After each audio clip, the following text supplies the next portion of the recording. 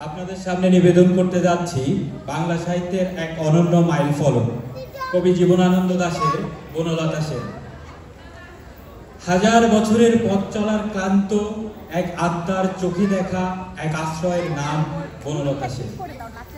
এটা কেবল একটা কবিতা নয়, এক নীরব প্রেম, এক নিঃশেষ শান্তি খোঁজার যাত্রা। চলুন সেই কাব্যিক যাত্রায় কিছুক্ষণ ডুবে যায়।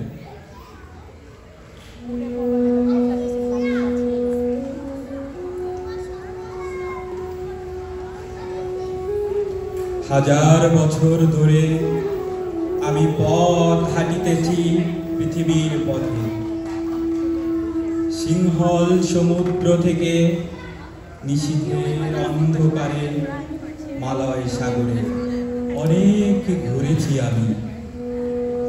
বিম্বিসার অশোকের ধূসর জগতে সেখানে ছিলাম আমি।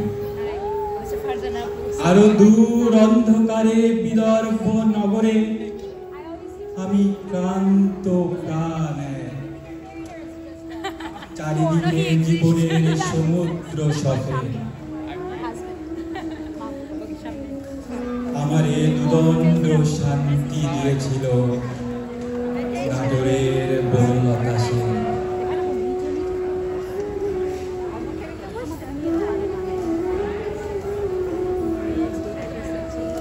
চুল তার কবেকার অন্ধকার বিদিশার নিশা, মুখ তার শ্রাবস্তির কারুকার্য।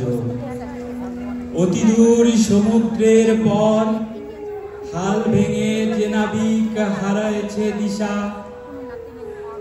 সবুজ ঘাসের দেশ যখন সে চোখে দেখে দারুচিনি দ্বীপের ভেতর, তেমনি দেখেছি তারে অন্ধকারে।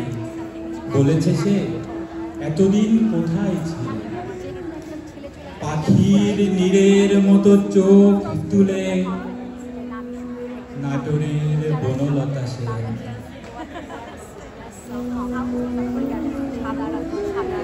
সমস্ত দিনের শেষে শিশিরের শব্দের মতন সন্ধ্যা আসে, ডানার রৌদ্রের গন্ধ মুছে ফেলে চিল। পৃথিবীর সব রং নিভে গেলে পাণ্ডুলিপি করে আয়োজন। তখন গল্পের তরে জোনাকির রঙে ঝিলমিল। সব পাখি ঘরে আসে, সব নদী ফুরায় এ জীবনের সব লেনদেন।